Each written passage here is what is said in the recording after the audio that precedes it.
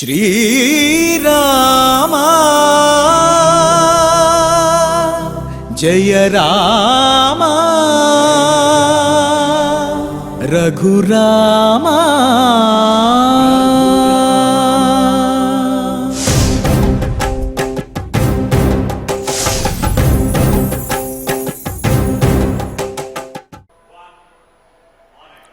ఓం నమో వెంకటేశాయ. పవిత్రం చరిత్రం విచిత్రం త్వదీయం నరాయే స్మరంత్యన్మహం రామచంద్ర.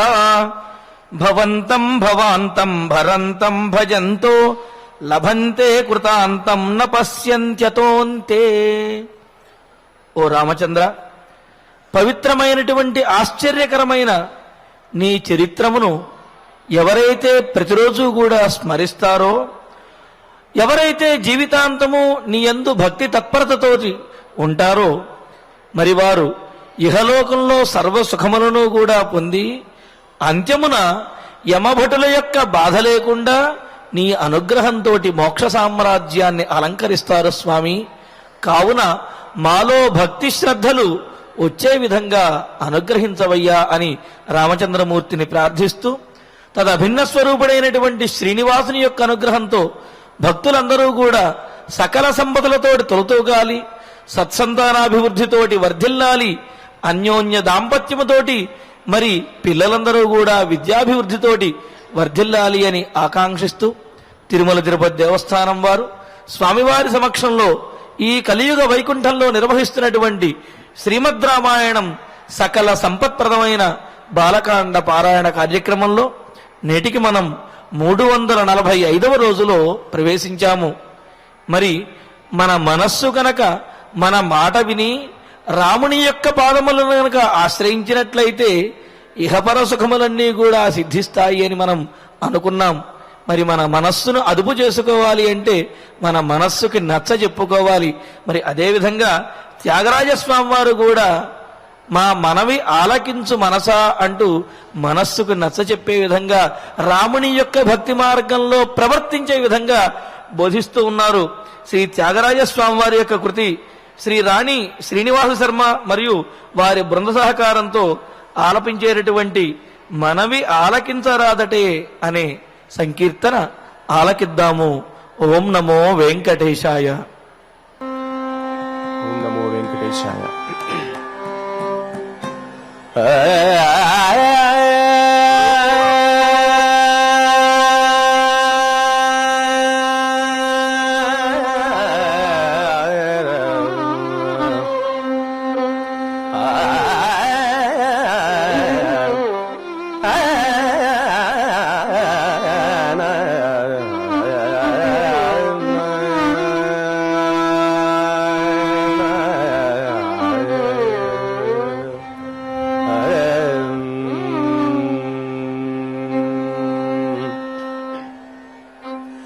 మనవియాలకిం పరాదటే మనవియాలకిం పరాదటే మనవియాలకిం పరాదటే మనవియాలకిం పరాదటే మనవియాలకిం పరాదటే మనవియాలకిం పరాదటే మనవియాలకిం పరాదటే మర్మమెల్లదిల్ పెరటి మనస మనవియాలకిం పరాదటే మర్మమెల్లదిల్ పెరటి మనస మనవియాలకిం పరాదటే మర్మమెల్లదిల్ పెరటి మనస మనవియాలకిం పరాదటే మర్మమెల్లదిల్ పెరటి మనస మనవియాలకిం పరాదటే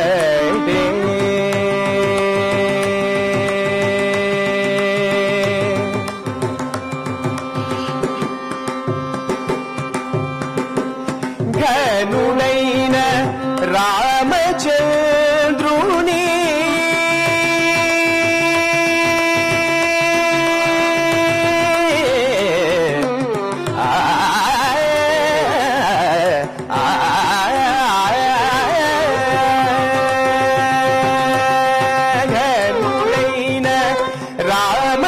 రామచంద్రుని గనుడైన రామచంద్రుని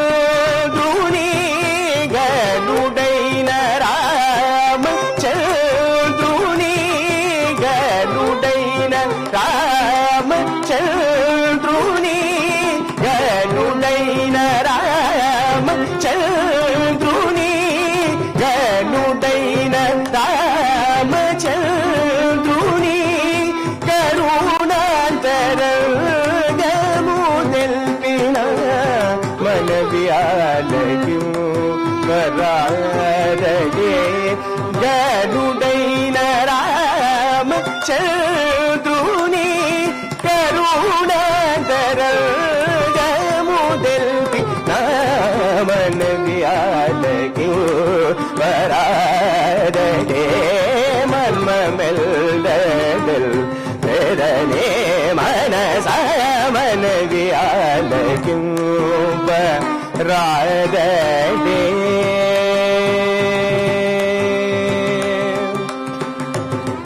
కర్మకాండ మహత కృష్ణులై భవ కర్మకాండ మహత కృష్ణులై భవ గగన చారులై గాసి జందగా కర్మకాండ మహత కృష్ణులై భవ గగన చారులై గాసి జందగా కర్మకాండ మద కృష్ణులై భవ గణచారులై గాసి జందగా గని మానవ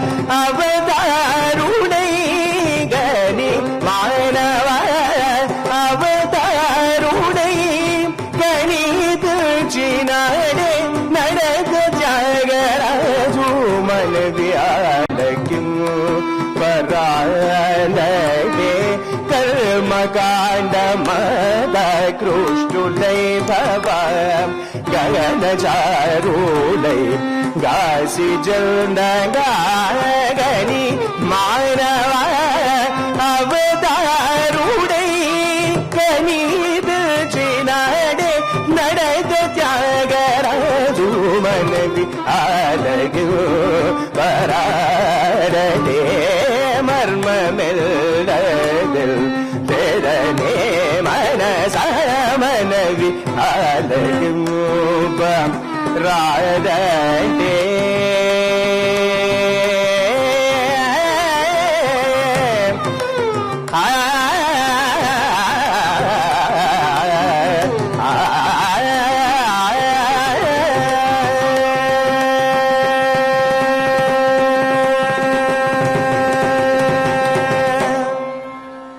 మన ఏవ మనుష్యాణం కారణం బంధమోక్షయో అని చెప్పినట్లుగా ఈ సాంసారికంలో బంధనానికైనా మోక్షానికైనా సరే మనస్సే కారణమవుతుంది అంటున్నారు. కావున ఓ మనసా ఘనుడైనటువంటి రామచంద్రుణ్ణి ఆశ్రయించు, ఆయన కరుణాంతరంగుడు. కావున ఆయనను ఆశ్రయించినట్లయితే మోక్షాన్ని ఇహలోక సుఖాన్ని కూడా పొందగలవు అని మనస్సుకు నచ్చ చెబుతున్నారు.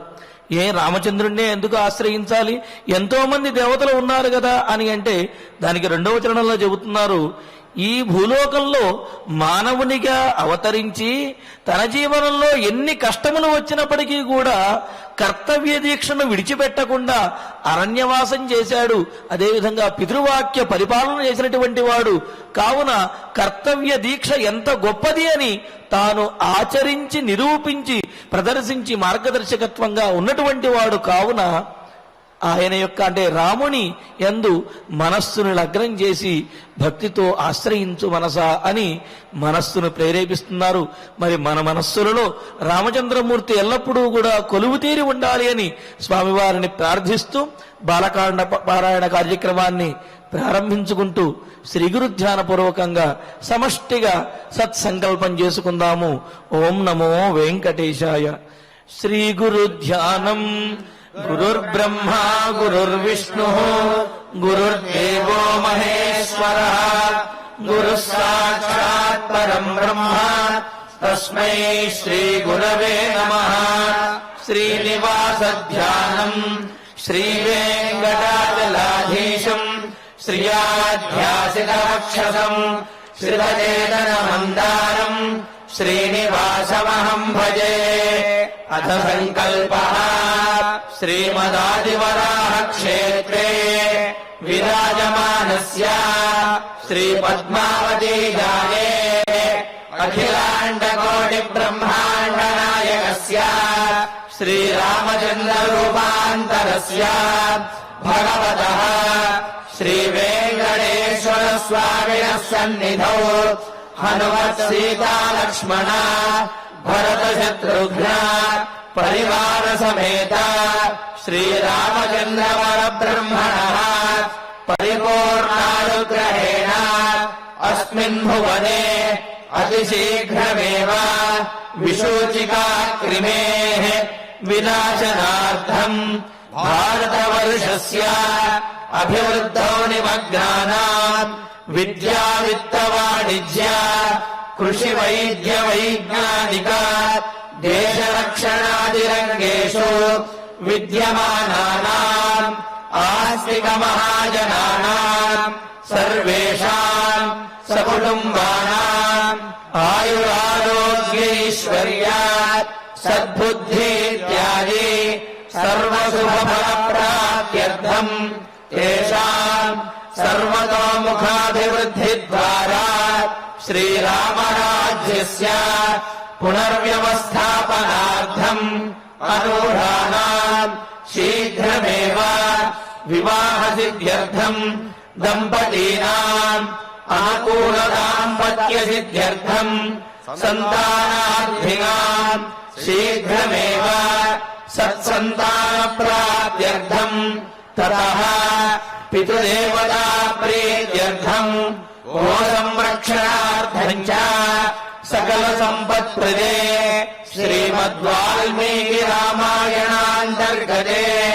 బాలకాండే యథాశక్తి శ్లోక వ్యాఖ్యాన పురస్సరం సప్తచత్వారింశ సర్గ అష్టాచత్వారింశ సర్గ శ్లోక పారాయణం తథా శ్రీమద్యోగవాసిష్ఠే విశూచికా మహామారీ నివారకస్య మహామంత్రస్య పారాయణం శ్రీధన్వంతరి మంత్ర పారాయణం చ అన్యోన్య సాహాయేన ఆచార్య ముఖేన కరిష్యామహే.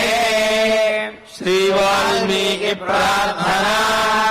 వాల్మీకిర్ముని సింహస్య కవితాపదచారిణః శృణ్వన్నామ కథానాదం కోనయాతి పరాంగతిం.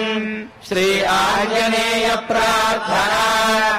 యత్ర యత్ర రఘునాథ కీర్తనం తత్ర తత్ర కృతమస్తకాంజలిం బాష్పవారి పరిపూర్ణలోచనం మారుతిం నమత రాక్షసాంతకం. శ్రీరామాయణ ప్రార్థనా. వేద వేద్యే పదే పుంసి జాతే దశరథాత్మజే వేద ప్రాచేత సాదాసీత్ సాక్షాద్ రామాయణాత్మనా. శ్రీరామ ప్రార్థనా. ఆపదామపహర్తారం దాతారం సర్వసంపదాం లోకాభిరామం శ్రీరామం భూయో భూయో నమామ్యహం. శ్రీరామచంద్ర పరబ్రహ్మణే నమః. అథ శ్రీమద్ రామాయణే బాలకాండే సప్తచత్వారింశः సర్గः. శ్రీ గురుభ్యో నమః. శ్రీవేంకటేశచరణౌ శరణం ప్రపద్యే. శ్రీరామాయ నమః. ఇహాద్య రజనీం రామ సుఖం వత్స్యామహే వయం శ్వః ప్రభాతే నరశ్రేష్ఠ జనకం ద్రష్టుమర్హసి. రామచంద్రమూర్తితో బ్రహ్మర్షులు విశ్వామిత్రులు, నాయనా రామచంద్ర, ఈ రాత్రికి ఇక్కడ గడిపి మరుసటి రోజు ఉదయాన్నే జనకుణ్ణి చూద్దాము అని అన్నారు. జనకుణ్ణి చూద్దాము అని అన్నారా? నిజంగా చెప్పాలంటే అలా అనలేదు. జనకుణ్ణి చూద్దుగాని అన్నారు. అంటే ఇందులో ఆ తహతహ, ఆ ఉత్కంఠ, ఉత్సుకత ఎవరిదో అర్థమైపోతుంది కదా రామచంద్రమూర్తికి. జనకుణ్ణి చూద్దుగాని అనడంలో తాత్పర్యమేమి అంటే జానకీ దర్శనం కూడా కాబోతోంది. ఆ జానకీ దర్శనం కావాలి అంటే దానికి ముందు శివధనుస్సును ఎత్తాలి కదా. విరోచితమైనటువంటి ఒకానొక మహత్ కార్యం అది. ప్రకృతంలో సుమతిస్తు మహాతేజా విశ్వామిత్రం ఉపాగతం శ్రుత్వా నరవరశ్రేష్ఠ ప్రత్యుద్గచ్చత్ మహాయశాః. ప్రత్యుదగచ్చత్ లౌకిక ప్రయోగం. మహా తేజస్సుతో ఉన్నటువంటి ఆ ఇక్ష్వాకు వంశీయుడుగా ఉన్నటువంటి ఆ సుమతి మహారాజు గారు, విశ్వామిత్రుల వారు నగరానికి విచ్చేశారు. సమీపానికి వచ్చేస్తున్నారు.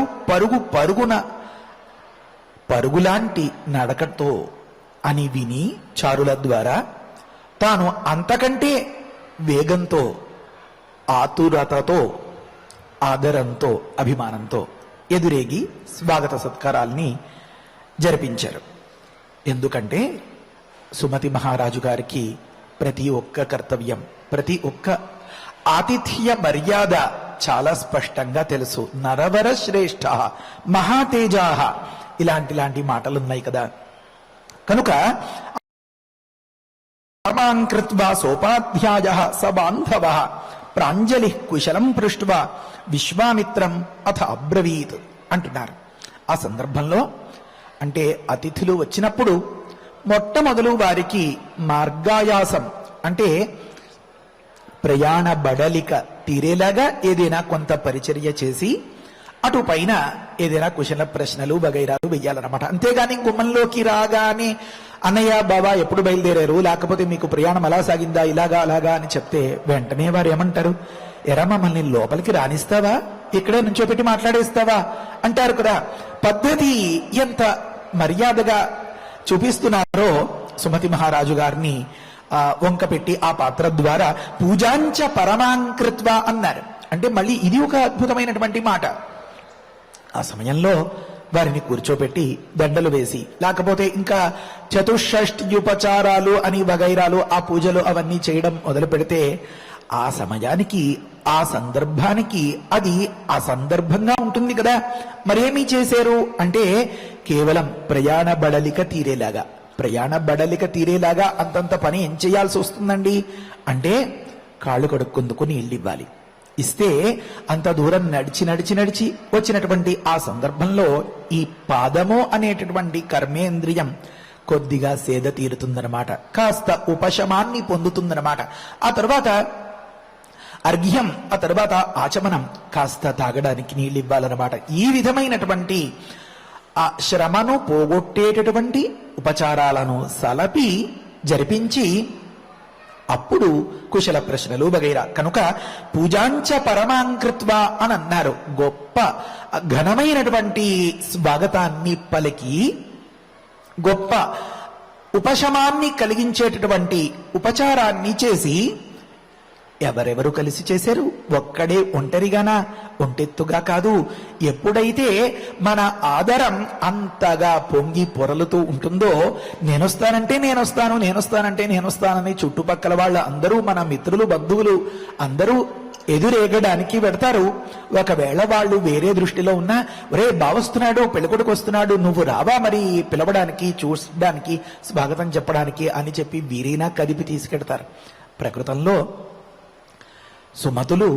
సుమతి మహారాజు గారు వారికి ఎప్పుడైనా ఏదైనా ఒకనొక కర్తవ్యం విస్మరణకు గురి అవ్వాల్సి వస్తే కూడా ఎవరు ఉండి నడిపించాలి? వారి పేరే పురోహితులు. రాబోయే దాని గురించి పురః అంటే ముందుగానే హెచ్చరించి హితవును చేకూర్చేటటువంటి మహనీయులు. వారిని వాల్మీకి గురుగారు ఉపాధ్యాయులు అని చెప్తున్నారన్నమాట. సోపాధ్యాయ మళ్ళీ కేవలం ఆ గురువు గారులనే వెంట పెట్టుకుని వెడితే మరి బంధుగణం మాటో కనుక సబాంధవ అంటే బంధుమిత్ర పరివార సమేతుడై ఉన్న ఆ సుమతి మహారాజు గారు ఆ గురువులు కూడా అండగా తోడురాగా ఆ విశ్వామిత్రుల వారికి, ఆ బృందానికి, ఆ మునిగణానికి, మన ముద్దుల రామయ్యకి స్వాగతాన్ని పలికి ప్రాంజలి అంజలి ఘటించి వారి దగ్గర ఎంతో వినయంగా కుశలం పృష్ట్వా, అయ్యా మీరు క్షేమంగా ఉన్నారా, భద్రంగా వచ్చారా అని అడిగి ఆ తరువాత అథ అబ్రవీతు కొన్ని మాటలు మాట్లాడడం మొదలుపెట్టారు. ఏమా మాటలు అంటే మొట్టమొదట తన మనస్సులో అభిప్రాయం అన్నమాట. గురుదేవా, ఎంత అదృష్టం నాది ఈరోజు, ధన్యోస్మి అనుగృహీతోస్మి, నేను చాలా ధన్యుణ్ణి అయ్యాను. ఇంతటి ధన్యత, ఇంతటి గొప్ప ఉత్తమ స్థితి నాకు కలగడానికి కారణమేమి అంటే మీ అనుగ్రహం. అనుగృహీతోస్మి అయితే ఏమంత ధన్యతను చెందించేటటువంటి అంశం అంటే దుర్లభం త్రజమే వైతదు దైవానుగ్రహ హేతుకం మనుష్యత్వం ముముక్షుత్వం మహాపురుష సంశ్రజ అని చెప్తారు కదా. మహనీయులు ఎదురు పడడము అంటే మహాత్ములు యొక్క దర్శనం అవడము అంటే అబ్బబ్బబ్బబ్బో ఎన్నో ఫలితాల్ని ఇస్తుంది అని. అందుకనే మాఘకవి ఒక దగ్గర చెప్తారు కదా, వ్యనక్తి కాలత్రితయేపి యోగ్యతాం అని చెప్తారన్నమాట. నేను నిన్న చేసుకున్న పుణ్యానికి అంటే గతంలో చేసుకున్నటువంటి పుణ్యానికి ఈరోజు నాకు ఈ భాగ్యం దక్కింది. ఒక మాట అంటే గత చరిత్రలో ఇతడు పుణ్యాత్ముడు, మహాత్ముల దర్శనం ఎవరు చేయగలిగారో వారి గురించి చెప్తారు అన్నమాట. ఒకానొక సందర్భంలో నారద మహర్షి వస్తే కృష్ణ పరమాత్మ ద్వారా పలికించిన పలుకులు, కృష్ణ పరమాత్మే అలా అనుకున్నాడు అంటే మరి ఇంకా సుమతి మహారాజు అనుకోరా? బ్రహ్మ ఋషులను, రామలక్ష్మణులను ఇలాంటి వాళ్ళందరినీ ఉత్తముల్ని మునిగణాన్ని చూసి కనుక నిన్నటి పుణ్యం తెలుస్తోంది, నేడు మీ దర్శనం అనేటటువంటి ఈ ఉపచారం ద్వారా పుణ్యం చేసేస్తున్నాను. ఈ రెండింటి వల్ల భావి నాకు చాలా మహోజ్వలంగా ఉండబోతోంది అని. ఎక్కడైనా ఏ మంచి పనైనా ఇంతే. పుణ్యం పెట్టుబడిగా ఉంటే ఒక సుకృతాన్ని, ఒక మంచి అదృష్టవంతమైనటువంటి కార్యాన్ని, కార్యక్రమాన్ని భగవంతుడు మనకి అనుగ్రహిస్తాడు. కాస్త తెలివితేటలతో, వివేకంతో దాన్ని అందిపుచ్చుకున్నామా భావి అంతా చాలా హాయిగా ఉండేలాంటి ఒకానొక సుకృతం, ఒకానొక అదృష్టం, ఒకానొక అపూర్వం, ఒకానొక భాగ్యరేఖ, ఒక వెలుగు రేఖలాగా మన జీవితంలో తొంగి చూస్తుందన్నమాట. మనం నిన్న మొన్నటి ప్రవచనాల్లో కూడా చదువుకున్నాం కదా. ఏమని అంటే ఒకానొక నాకుడు ఎప్పుడో ఆదితి దేవేంద్రుడు వారి తపస్సులు వ్యవహారాలు జరిగితే దాని ప్రభావం మన మాటల్లో చెప్పుకోవాలంటే వాటి వైబ్రేషన్స్ ఈనాటికి ఉన్నాయి కదా రామా అని చెప్పారు కదా గురుగారు. ఒకానొక నాటి ఇక్ష్వాకులు, విశాల మహారాజు గారు, విశాల నగరం ఆ వ్యవహారం చెప్తూ ఎంత కుల పరంపరను చెప్పారు అంటే వీరందరూ ఇంతింతటి ఐశ్వర్యాలతో తులతూగుతూ ఇంతటి ఉచ్చస్థితిలో ఉన్నారు అంటే ఒక మంచి, ఒకానొక సత్కార్యం, ఒకానొక శుభకార్యం వల్ల వచ్చేటటువంటి తరంగాలుగా వ్యాపించేటటువంటి ఆ ప్రభావం అంటే ప్రకంపనలు, వైబ్రేషన్స్ ఇంతవరకు ఉంటాయి అని కదా తాత్పర్యం. కనుక ఇలాంటి మహనీయుల దర్శనం జరిగితే ఇదే ఒక పెద్ద సత్కార్యం. కనుక అలాంటి మహనీయుల యొక్క దర్శనం వారి అనుగ్రహం వల్ల మాత్రమే సిద్ధించేది. కనుక ఎందుకంటే బలవంతం పెట్టి తీసుకురాగలుగుతామా? రాబోయే కథలో మనకి తెలుస్తుంది. విశ్వామిత్ర చరిత్రలో ఆ వశిష్ఠుల వారి దగ్గర ఉన్నటువంటి అపురూపమైన ఆ ధేనువు ఎవరు మీకు తెలుసు కదా. ఆ సందర్భంలో మరి కాస్త వివరించుకుందాం. బలవంతంగా దాన్ని తీసుకుని వెళ్ళగలిగేరా? కాలేదు కదా. కనుక బలవంతం చేస్తే కొన్ని అద్భుతాల్ని మనం సాధించలేం, ప్రార్థిస్తేనే సాధించగలుగుతాం. కనుక చెప్తున్నారు, నేను ధన్యుణ్ణి అయ్యాను. దానికి కారణమేమి అంటే మీకు నా యందు ఉండేటటువంటి అనుగ్రహం. అనుగృహీతోస్మి. ఏమి ఇంతలా సంబరపడిపోతూ చెప్తున్నారు సుమతి మహారాజు గారు. అంటే యస్యమే విషయం ముని, విషయం అన్నదానికి ప్రాంతం, ప్రదేశం, స్థానం అని అర్థం అన్నమాట. మునీశ్వరులు, బ్రహ్మర్షులు, విశ్వామిత్రులు పరివారంతో కలిసి నా ప్రాంతానికి విచ్చేసారంటే ఈ నా దాసుని భాగ్యం మాటల్లో చెప్పగలనా గురుదేవా అన్నట్లుగా అంటున్నారన్నమాట. సంప్రాప్త దర్శనం చైవ అంటున్నారన్నమాట. ఇలాంటి ఉత్తమోత్తముల, ఇలాంటి మహనీయుల దర్శనం నాకు ప్రాప్తించింది కదా, కనుక నాస్తి ధన్యతరో మయా, మయా నాతో సమానమైన ధన్యతరుడు, ఇంతటి ధన్యతను పొందినవాడు లోకంలో మరొక్కడు లేడంటే నమ్మండి గురుదేవా, ఇది పూర్తిగా వాస్తవం అని చెప్తున్నారు అన్నమాట. ఆ తరువాతి మాట, పృష్ఠాతు కుశలం తత్ర పరస్పర సమాగమే కథాంతే సుమతిర్వాక్యం వ్యాజహార మహాముని. ఈ రాబోయే సర్గలో అంటే 48వ సర్గలో కొన్ని శ్లోకాలు గడిస్తే ఈ కథకి ఓ పాయింట్ అంటారు కదా, ఆ కథకి ఒక రకమైనటువంటి ముగింపు వస్తుందన్నమాట. సుమతి మహారాజు గారు వారిని స్వాగత సత్కారాలు సలిపి రామలక్ష్మణుల గురించి కుశల ప్రశ్నలు వేయడం వగైరా. ఆ తరువాత రామచంద్రమూర్తి మళ్ళీ పరం కౌతూహలం హిమే, మళ్ళీ మన రాముడు మళ్ళీ తయారైపోతాడు. గురుదేవా నాకు ఈ తపోవనం ఇలా కనిపిస్తోంది కదా, నాకు దీని గురించి చెప్పండి అని. అంటే మిథిలకు ప్రయాణమయ్యేటటువంటి ఘట్టం అక్కడ మొదలవుతుందన్నమాట. దాని గురించి ఈ సుమతి గారితో జరిగేటటువంటి ఈ కాస్త సంభాషణ, ఈ వివరాల్ని కొద్దిగా మనం చెప్పేసుకుందాం. పృష్ఠాతు కుశలం తత్ర పరస్పర సమాగమే కథాంతే సుమతిర్వాక్యం వ్యాజహార మహాముని.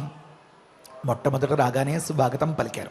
వారికి ఆ పాదాయాసాలు, మార్గాయాసాలు బడలిక తీరేలాగా కాస్త పరిచర్యలు స్వయంగా బంధుమిత్ర పరివార సమేతులై ఆ గురువులతో కూడి గురుదేవులైన బ్రహ్మర్షులు విశ్వామిత్రుల వారికి ఆ విధమైనటువంటి ఉపచారాల్ని అంతనే అందించారు. అందించాక చిన్నగా మెల్లగా వారి యొక్క ప్రసన్నతను ఆ కళ్ళల్లో గమనించి సుమతి మహారాజు గారు ఒక మాట అన్నారు, నా అంతటి అదృష్టవంతుడు లేడు గురుదేవా, ఎంత భాగ్యం ఈరోజు నాకు అని. ఆ తర్వాత అప్పుడు అడగడం మొదలుపెట్టారు. ఉత్కంఠ ఆపుకోలేకపోతున్నారు. ఏమనంటే పృష్ఠాతు కుశలం తత్ర పరస్పర సమాగమే అని ఉందన్నమాట.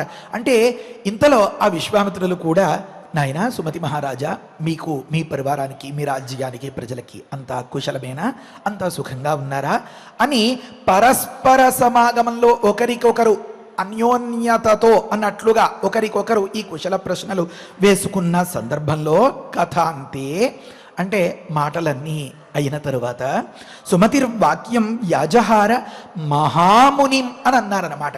ఆ సుమతి మహారాజు గారు ఆపుకోలేక అడిగేసిన మాట కనుక వ్యాజహార అన్నారు. ఎవరిని అడిగారు అంటే మహాముని అని అడిగారు అన్నమాట. అంటే చాలా చమత్కారం, ఎంత అద్భుతంగా ఉంటుందంటే ఆ దృశ్యం.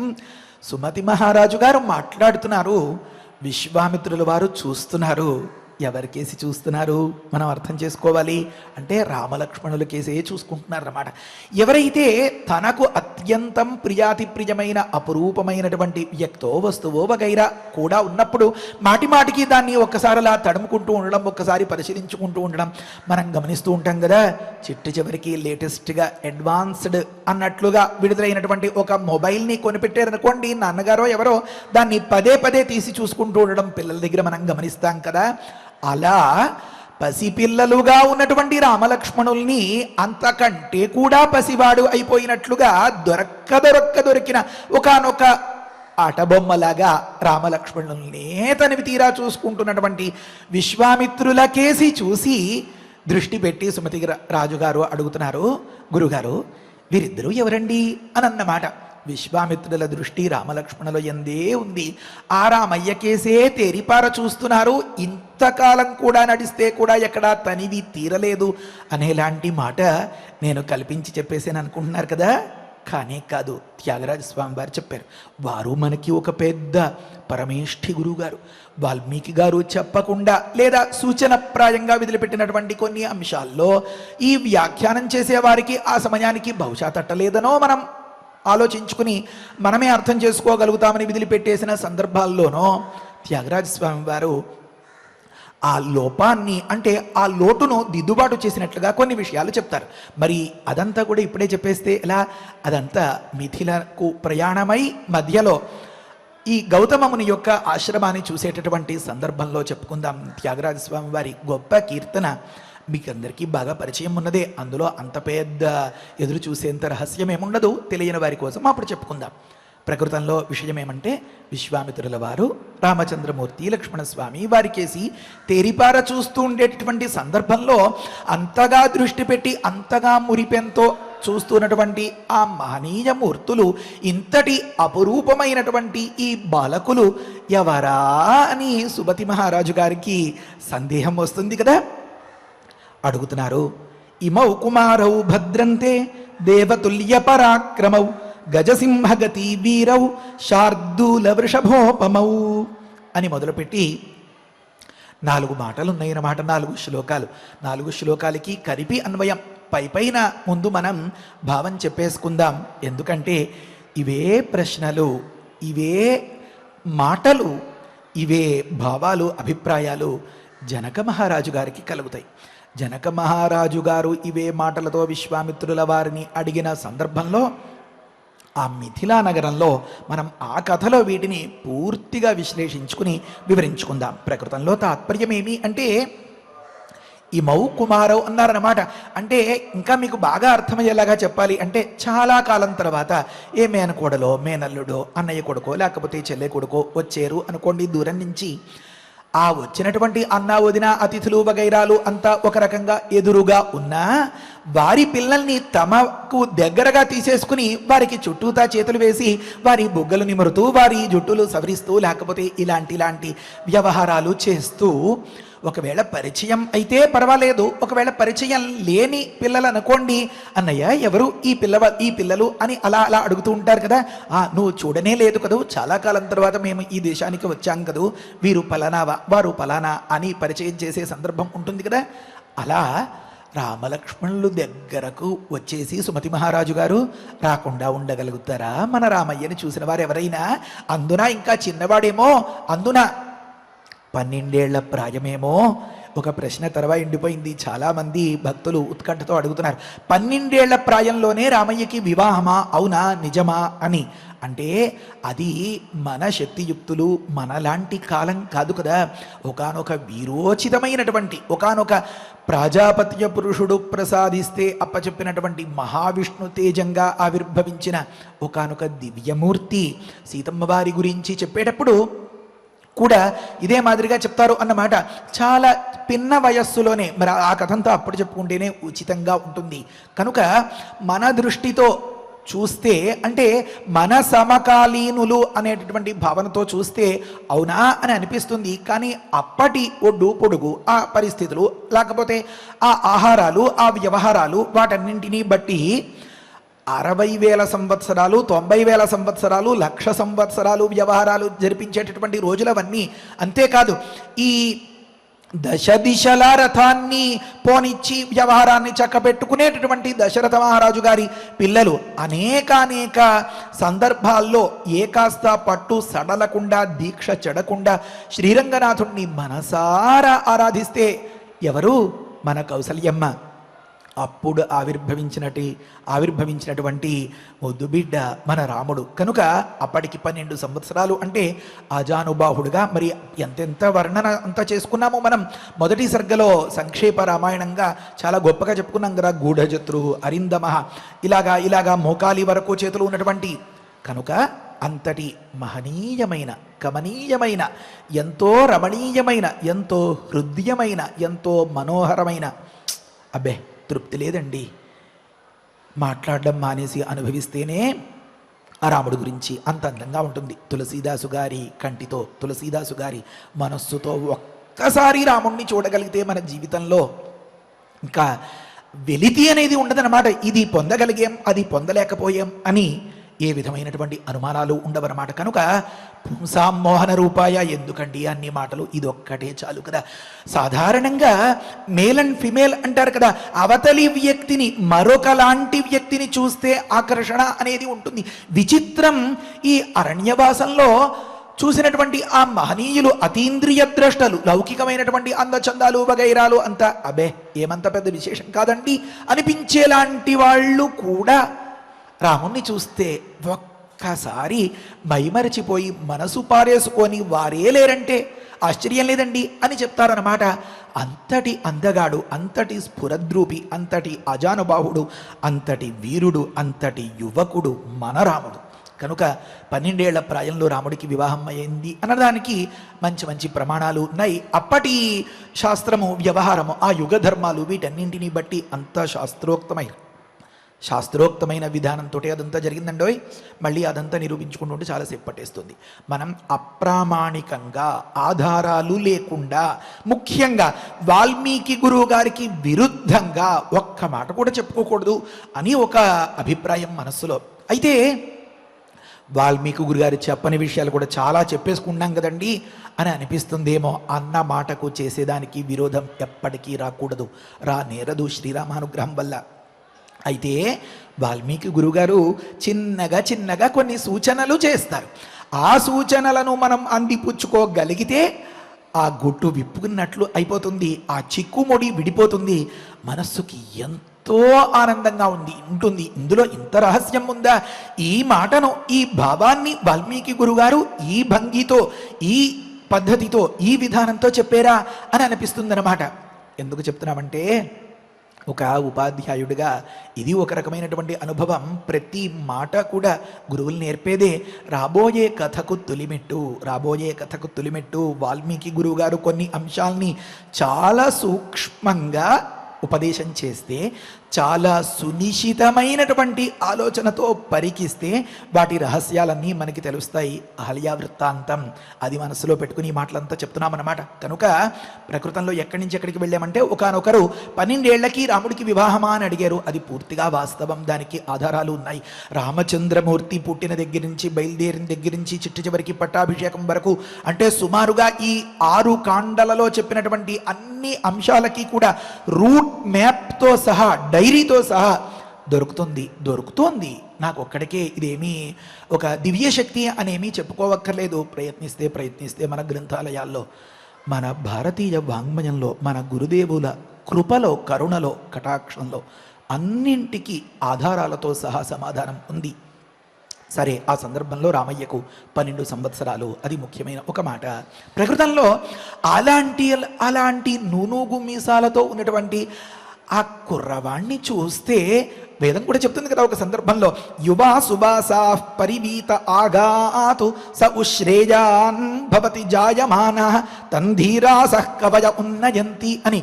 ఒకానొక యువకుడు సువాస, మంచి వస్త్రధారణలు అవన్నీ చేసి గొప్ప మనోహరమైనటువంటి వస్త్రభూషణాదులతో అలంకృతుడై, అంతకంటే ఆభరణాలు అతడికి అందమా, అతడు ఆభరణాలకి అందమా అన్న తరుణంలో, ఆ తరుణ ప్రాయంలో ఉన్నటువంటి ఆ రామలక్ష్మణుల్ని దగ్గరికి తీసుకోకుండా ఎవరైనా ఉండగలుగుతారా? కనుక సుమతి మహారాజు గారు వారిని దగ్గరగా తీసుకుని ఎంతో ఆదరంతో, అభిమానంతో, ఎవరండి గురుగారు ఈ పిల్లలిద్దరూ, ఇమౌ కుమారవు అని అడుగుతున్నారన్నమాట.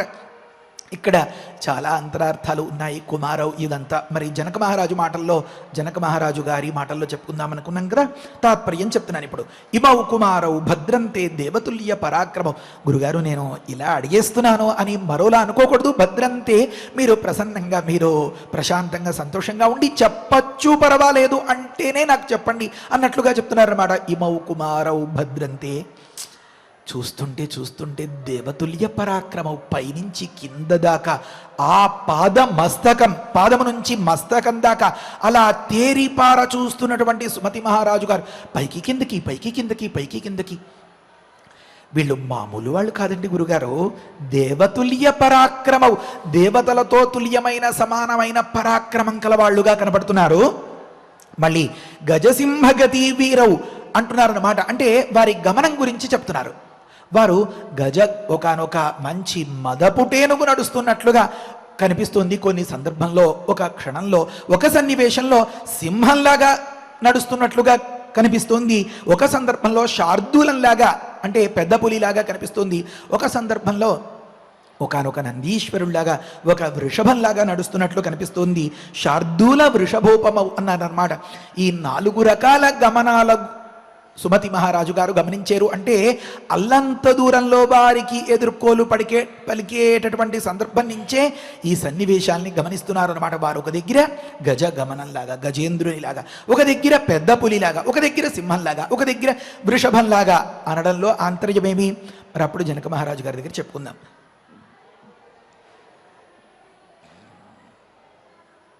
ఒక చిన్న పరిశీలనం చేస్తే కళ్ళల్లో కళ్ళు పెట్టి చూస్తామా, అబ్బబ్బబ్బబ్బబ్బ పద్మపత్ర విశాలాక్ష బాగా విరిసినటువంటి ఒకానొక తామర పువ్వు ఏ రకంగా ఉంటుందో అసలు వీరి కంటిని చూసి బ్రహ్మగారు ఆ తామర పువ్వు రచించాడా అన్నట్లుగా ఉన్నదన్నమాట ఆ నయన సౌందర్యం. అబ్బబ్బబ్బబ్బా కనుక పద్మపత్ర విశాలాక్షౌ ఇంకాస్త కిందికి దిగిందనుకోండి దృష్టి, ఈ భుజాలకి అటు ఇటుతా కూడా అమ్ముల పొదలు ధరించారు. వాటిల్లో బాణాలు ఉన్నాయి, పెద్ద కాకపక్షములు అవన్నీ పెట్టుకుని అలా నడుస్తూ ఉంటే ఇవన్నీ ఊగుతూ ఉంటే 3 తలల ఒకానొక మహాసర్పం విశ్వామిత్రుల వారికి అండగా అంగరక్షకంగా వ్యవహరిస్తోందా అన్నట్లుగా ఉంది అని మనం గతంలో చదువుకున్నాం కదా. ఆ రకంగా ఖడ్గతూణి ధనుర్ధరవు అటు ఇటుతా అమ్ముల పొదలు, చేతిలో ఖడ్గం, ఒకనొక చేతిలో ధనుస్సు, ఇవన్నీ ఉన్నాయన్నమాట.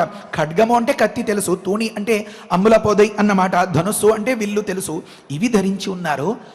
ఆలోచిస్తే అశ్వినావివ రూపేణ దేవతల్లోకెల్లా అశ్విని కుమారులు చాలా అందంగా ఉంటారట. కనుక రూపంతో రూప సౌందర్యాన్ని పరిశీలిస్తామా, అశ్విని దేవతల్లాగా ఉన్నారు వీరు.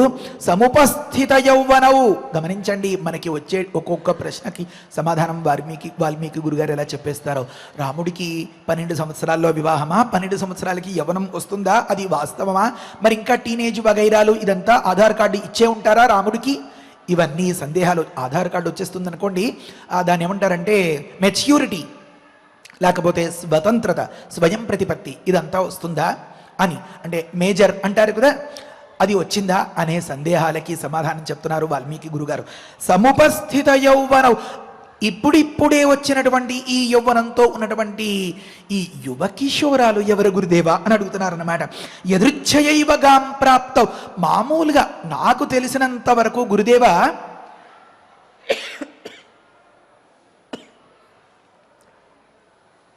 ఇలాంటి వాళ్ళని నేల మీద నేను ఎప్పుడూ చూడలేదు గురుదేవా.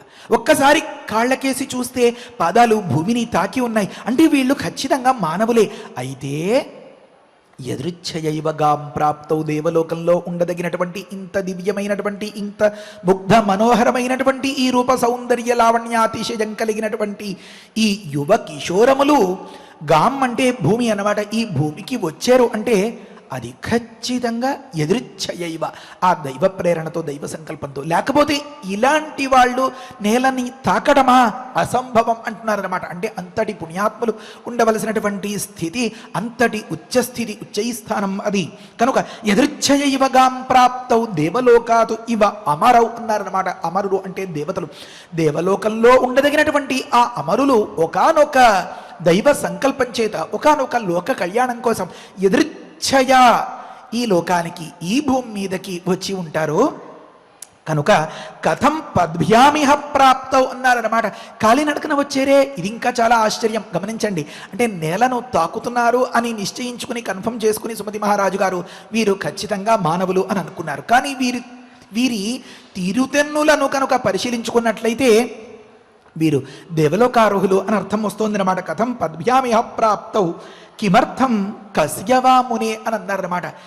మునే గురుదేవా, ఏం ప్రయోజనం కోసం అంటారు వీరు వచ్చారు, నేను ఇంకా ఆపుకోలేకపోతున్నాను. కస్య, ఎవరికి ప్రయోజనాన్ని చేకూర్చాలని వచ్చారు ఒక ప్రశ్న. మరొక ప్రశ్న, గురుగారు వీరు ఎవరికి బిడ్డలండి అంటే, అలాంటి బిడ్డల్ని చూస్తే అంత ప్రతిభను కనబరిచేటటువంటి సందర్భంలో ఇలాంటి బిడ్డడు ఒక్కడైనా నాకుంటే బాగుండును అని కోరుకొని తల్లిదండ్రులు ఉంటారా? ఉండరు కదా. కనుక కస్యవాముని, వీరు ఎవరికి సంతతి గురుదేవ అని అడుగుతున్నారు అనమాట. భూషయంతౌ ఇమం దేశం చంద్రసూర్యౌ ఇవ అంబరం పరస్పరస్య సదృశౌ ప్రమాణేంగిత చేష్టితై. ఈ సుమతి మహారాజు గారు ఇలా అడుగుతుంటే, ఇలా మాట్లాడుతుంటే రామచంద్రమూర్తి లక్ష్మణస్వామి కళ్ళలో కళ్ళ పెట్టి సైగలు చేసుకుంటూ అలాగే మాట్లాడేసుకుంటున్నారట. అంటే పరేంగితజ్ఞత అంటారు కదా, పరుని యొక్క అంతరంగంలో ఉన్నటువంటి అభిప్రాయాన్ని వారి మాటల్లో, వారి ముఖంలో, వారి చేష్టల్లో, వారి కవళికలలో ఆ భంగిమలలో, ఆ చూపులలో గమనించడం అన్నది గొప్ప నేర్పు ఒడుపు కదా. దానిలో ఆరితేరినటువంటి మహనీయ మూర్తులు, కమనీయ మూర్తులు మన రామలక్ష్మణులు ఇద్దరు పరస్పరం ప్రమాణ ఇంగిత చేష్టితై అన్నారన్నమాట. ఒకరికొకరు ఈ ఇంగితముల ద్వారా, అభిప్రాయ ప్రకటన ద్వారా కళ్ళల్లో కళ్ళు పెట్టి అలా వ్యవహరించుకుంటూ ఉంటే ఏదో ఒక ఫోటో ప్రింట్ లాగా ఉంది గురుదేవ. అంటే ఒకరు రూపము, ఇంకొకరు ప్రతిరూపము అన్నట్లుగా, ఒకరు బింబము, ఒకరు ప్రతిబింబము అన్నట్లుగా ఇలా ఉన్నారు. అంటే ఎలా అయితే వినీలంగా ఉన్నటువంటి ఆకాశంలో ఆ ఒకానొక సందర్భంలో సూర్య భగవానుడో మహా తేజస్సుతో, ఒకానొక సందర్భంలో చంద్రుడో పరిపూర్ణమైనటువంటి షోడశకళ పరిపూర్ణుడుగా ఉండో, ఆ వెన్నెలను, ఆ ప్రకాశాన్ని అందించే సందర్భంలో ఆకాశానికే వెలుగు, ఆకాశానికే అలంకారం అన్నట్లుగా ఉంటారు కదా. ఆ రకంగా ఉన్నారు వీరిద్దరూ. అంటే వచ్చినటువంటి ప్రతి ఒక్కరి దృష్టి కూడా సుమతి మహారాజు గారితో కలిపి, అంతేకాదు విశ్వామిత్రులతో కలిపి అందరి చూపులు రామలక్ష్మణులపైనే ఉన్నాయన్నమాట. కనుక ఆ సందర్భంలో భూషయంతౌ ఇమం దేశం, నా ప్రాంతానికి అంతకీ వీరు అలంకరంగా ఉన్నారు గురుగారు. అంటే భూషయంతో ఉన్నారన్నమాట. దీనికి వన్నె తెచ్చిన, దీనికి శోభను కలిగించిన, దీనికి అలంకారంగా ఉన్నటువంటి ఈ పిల్లలిద్దరూ ఎవరు? అంబరం, ఆకాశాన్ని అలంకరించినటువంటి చంద్రసూర్యులులాగా ఉన్నారట. అంటే ఆ చూపుల్లో ఆ తీక్ష్ణత, ఆ ప్రతాపం స్పష్టంగా కనిపిస్తుంది. కొన్ని సందర్భాల్లో ప్రసన్నత, చిరునవ్వు, ఆ మందహాసం అది చూస్తే తెలుస్తుంది. కనుక వెన్నెల కురుస్తోందా అన్నట్లుగా ప్రతాపం అలా ఉబికి వస్తోందా అన్నట్లుగా ఉన్నటువంటి వీరిద్దరూ కూడా చంద్రసూర్య సమానులు, పరస్పరస్య సదృశం, ఒకరికొకరు సమానంగా ఉన్నారు. వీరు ఏ రకంగా భంగిమ అదంతా చూపిస్తూ ఉంటే అవతలి వారు అదే మాదిరిగా ప్రమాణము చేత, ఇంగితము చేత, చేష్టితము చేత అన్నారన్నమాట. ఒడ్డు పొడుగు అనేదాన్ని ప్రమాణము అంటారు. ఇంగితము అంటే మనస్సులో అభిప్రాయం, అది చూపుల ద్వారా, వాటి ద్వారా.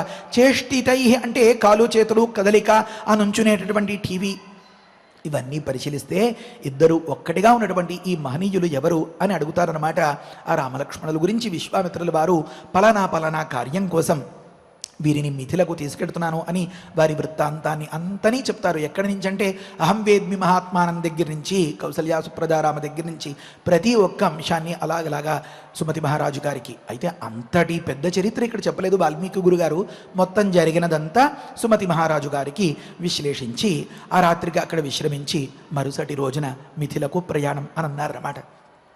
మనం ముఖ్యంగా వివరించుకోవలసినటువంటి అంశాలు అహల్య వృత్తాంతం. రామాయణం గురించి పరిచయం ఉన్న ఏ కొద్ది మందిని కదిపినా ముఖ్యంగా 3 సందేహాలు, 3 ప్రశ్నలు వారు లేవనెత్తుతూ ఉంటారు. రామచంద్రమూర్తి ధర్మాత్ముడు కదా, చెట్టు చాటు నుంచి వాలిని సంహరించడం న్యాయమా? ఒక మాట ప్రజలు, భక్తులు తట్టుకోలేని విషయం. ఇంకొకటి, సీతమ్మ గర్భిణిగా ఉండగా అడవుల పాలు చేయడం న్యాయమా? పెళ్ళాన్ని వదిలిపెట్టేసాడు అని చెప్పి తట్టుకోలేని స్థితి. రామయ్య మీద కూడా ప్రేమే, సీతమ్మ మీద అంతకంటే ప్రేమ. గర్భిణిగా ఉంది కదా, మరి సీతమ్మ వారిని అలా వనాల పాలు చేయడం న్యాయమా? ఎవరో అన్న ఒక్క మాటను పట్టుకుని అన్నట్లుగా. 3వ ప్రశ్న, అహల్య దురాచారం నిజమా? దేవేంద్రుడు అహల్యను మోసగించాడా?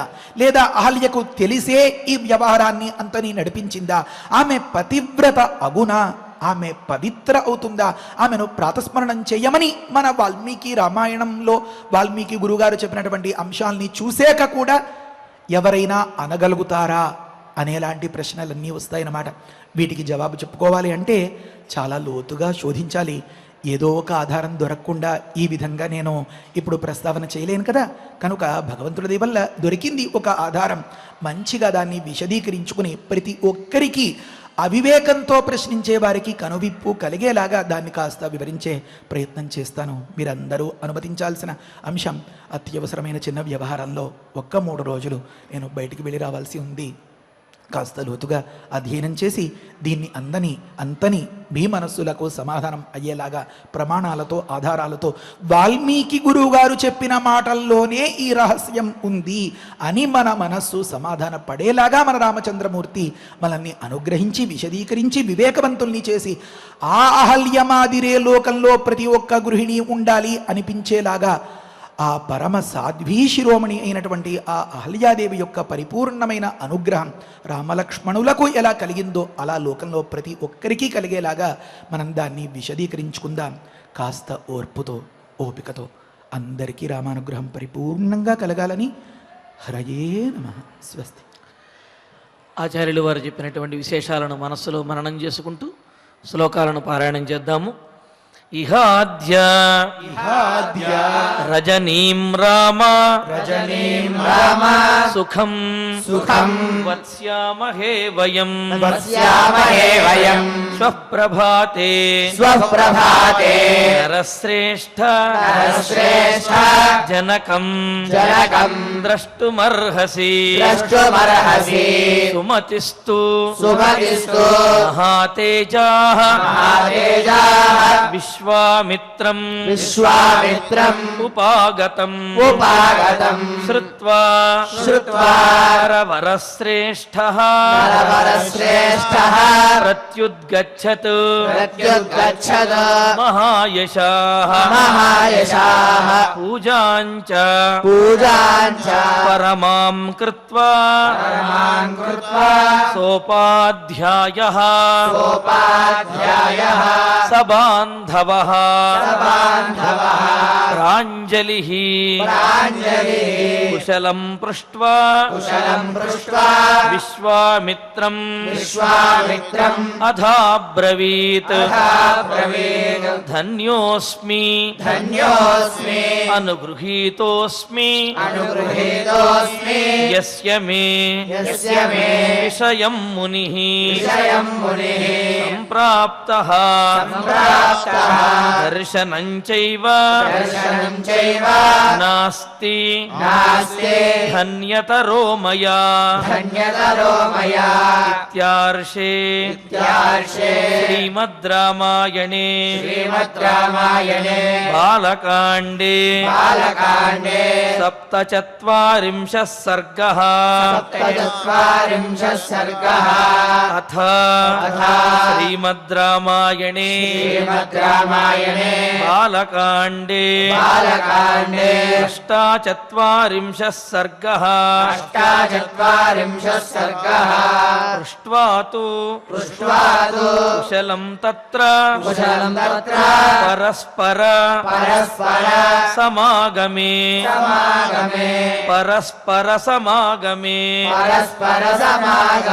తథాంతే సుమతిర్వాక్యం వ్యాజహార మహామునిం ఇమౌ కుమారౌ భద్రంతే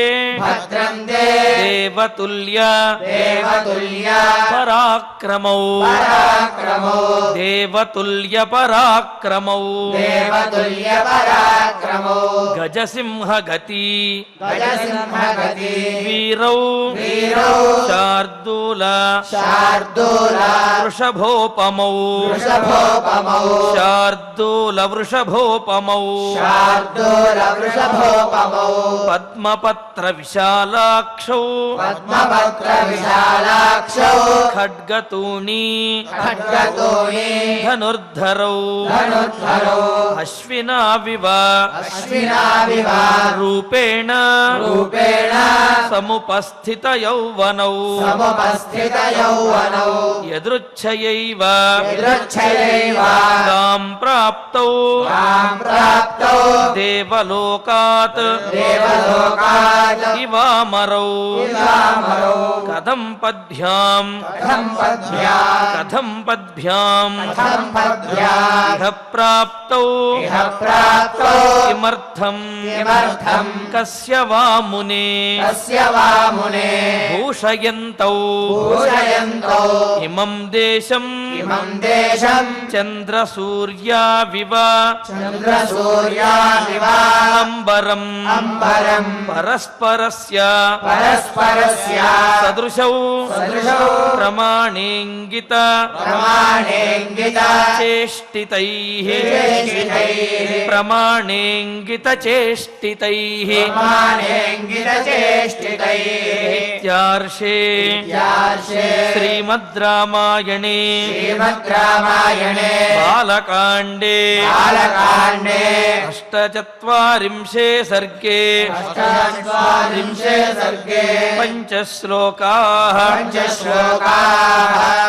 రసరమ్యమైనటువంటి రామాయణ ప్రవచనంలో విశాల దేశానికి వచ్చినటువంటి ఆ విశాల దేశ సమీపంలో ఉన్నటువంటి రామచంద్రులను ఆ విశాల దేశానికి రాజైనటువంటి సుమతి అనేవారు వచ్చి విశ్వామిత్రులకు ఎదురేగి అతిథి సత్కారములన్నీ కూడా చేశారు, కుశల ప్రశ్నలు వేశారు. మరి ఆ చివరలో ప్రక్కనే ఉన్నటువంటి రామలక్ష్మణులను చూచి వారిని చూచి ముగ్ధులై వీరెవరు అని అడుగుతూ వారిలో ఉండే రాచరికమైనటువంటి లక్షణాలన్నీ కూడా ఉట్టంకిస్తూ వీరెవరు అని అడుగుతున్నారు. మరి ఈ సందర్భంలో సుమతి అతిథి సత్కారాన్ని చాలా ఆదరంగా ఆచరించాలనే విశేషాన్ని తెలుసుకున్నాము. ఎందుకు అంటే మహాత్ములు మన ఇంటికి రావటం, మన వద్దకు రావటం అనేది భూత భవిష్యత్ వర్తమాన కాలాలను మూడింటిని కూడా ప్రభావితం చేస్తుంది అని కూడా మనం ఆచార్యుల వారి యొక్క ప్రవచనంలో తెలుసుకున్నాము. హరత్యఘం సంప్రతి హేతురేష్యత శుభైశ్చ పూర్వాచరితై కృతం శుభై శరీరభాజాం భవదీయ దర్శనం వ్యనక్తి కాల త్రితయేపి యోగ్యతాం అని అన్నట్లుగా మనం ఇంతకుముందు భూతకాలంలో చేసినటువంటి పుణ్యముల యొక్క ఫలితంగా వారి యొక్క ఆ దర్శనం మనకు కలుగుతుంది. వారి దర్శనం కలిగేంత మాత్రానంటే మహాత్ముల యొక్క దర్శన మాత్రము చేతనే ఈ వర్తమాన కాలంలో ఉన్నటువంటి పాపములన్నీ కూడా సమసిపోతాయి. మనకి రాబోయేటటువంటి భవిష్యత్ కాలంలో వచ్చేటటువంటి శుభములు ఏవైతే ఉంటాయో శుభ పరంపరలు, ఆ శుభ పరంపరలకు వీరి యొక్క దర్శనమే కారణభూతం అవుతుంది. కావున మహాత్ములు వచ్చినప్పుడు వారిని ఏ విధంగా సత్కరించాలి, ఎంత ఆదరంగా చూడాలి, వారి యొక్క దర్శనము ఏ విధంగా భూత భవిష్యత్ వర్తమాన కాలాల్లో ప్రభావాన్ని చూపుతుందనే విషయాన్ని కూడా మనం చక్కగా తెలుసుకున్నాము. మరి రామచంద్రమూర్తి యొక్క విశేషాలను కూడా సుమతి అడిగి తెలుసుకుంటూ ఉన్నారు. మరి ఆ విశేషాలను మరిన్నిగా మరుసటి ప్రవచనంలో మనం తెలుసుకుందాము. ఇక ఇప్పుడు ఫలశ్రుతి నుండి మంగళాంతం వరకు పఠించుకుంటూ మరి ఈనాడు సమయానుసారంగా ఫలశ్రుతి అదేవిధంగా ధన్వంతరి ధ్యానాలను మనందరము కలిసి పారాయణ చేసుకుందాము. ఫలశ్రుతి కుటుంబ వృద్ధిం ధనధాన్య వృద్ధిం శ్రియశ్చ ముఖ్యా శుభముత్తమం చ శ్రుత్వా శుభం కావ్యమిదం మహార్థం ప్రాప్నోతి సర్వాం భవిచార్థ సిద్ధిం. శ్రీరామచంద్ర పరబ్రహ్మణే నమః. అధ ధన్వంతరి ధ్యానం అచ్యుతానంద గోవింద విష్ణో నారాయణామృత రోగాన్ మే నాశయాశేషాన్ ఆశు ధన్వంతరే హరే. ఆరోగ్యం దీర్ఘమాయుష్యం బలం తేజోధియం శ్రియం స్వభక్తేభ్యోనుగృహంతం వందే ధన్వంతరిం హరిం. ధన్వంతరేరిమం శ్లోకం భక్త్యా నిత్యం పఠంతి యే అనారోగ్యం న తేషాం స్యాత్ సుఖం జీవంతి తే చిరం. ఓం నమో భగవతే వాసుదేవాయ ధన్వంతరయే అమృత కలశహస్తాయ వజ్రజలౌకహస్తాయ సర్వామయ వినాశనాయ త్రైలోక్యనాథాయ మహావిష్ణవే స్వాహా. ఓం వాసుదేవాయ విద్మహే సుధాహస్తాయ ధీమహి తన్నో ధన్వంతరి ప్రచోదయాత్. అధనవగ్రహ ప్రార్థనా ఆరోగ్యం పద్మబంధుర్వితరతు నితరాం సంపదం సీతరశ్మిః. భూలాభం భూమిపుత్రః సకల గుణయుతాం వాగ్విభూతిం చ సౌమ్యః. సౌభాగ్యం దేవమంత్రీ రిపుభయశమనం భార్గవః. శౌర్యమార్కిః దీర్ఘాయుస్సైర్నికేయః. విపులతరయశః కేతుః ఆచంద్రతారం. అరిష్టాని ప్రణశ్యంతు దురితాని భయాని చ శాంతిరస్తు శుభం మేస్తు గ్రహాః కుర్వంతు మంగళం. అధ క్షమా ప్రార్థనా యదక్షరపదభ్రష్టం మాత్రాహీనం చ యద్భవేత్ తత్సర్వం క్షమ్యతాం దేవ నారాయణ నమోऽस्तुతే. అథ భగవత్ సమర్పణం కాయేన వాచా మనసేంద్రియైర్వా బుద్ధ్యాత్మనా వా ప్రకృతే స్వభావాత్ కరోమి యద్యత్ సకలం పరస్మై నారాయణాయేతి సమర్పయామి. అథ మంగళం శ్రియః కాంతాయ కళ్యాణ నిధయే శ్రీవేంకట నివాసాయ శ్రీనివాసాయ మంగళం. శ్రీవారి అనుగ్రహంతో మనం షోడశి దిన అరణ్యకాండ పారాయణ దీక్ష కార్యక్రమాన్ని నిర్వహించుకుంటూ ఉన్నాము. ప్రతిరోజు కూడా 8:30 వసంత మండపం నుండి ఈ పారాయణ కార్యక్రమం ప్రత్యక్ష ప్రసారం గావించబడుతున్నది. కావున భక్తులందరూ కూడా ఈ షోడశి దిన అరణ్యకాండ పారాయణ దీక్షా కార్యక్రమంలో పాల్గొని స్వామివారి యొక్క అనుగ్రహాన్ని పొందవలసిందిగా తెలియజేస్తున్నాము. ఓం నమో వెంకటేశాయ.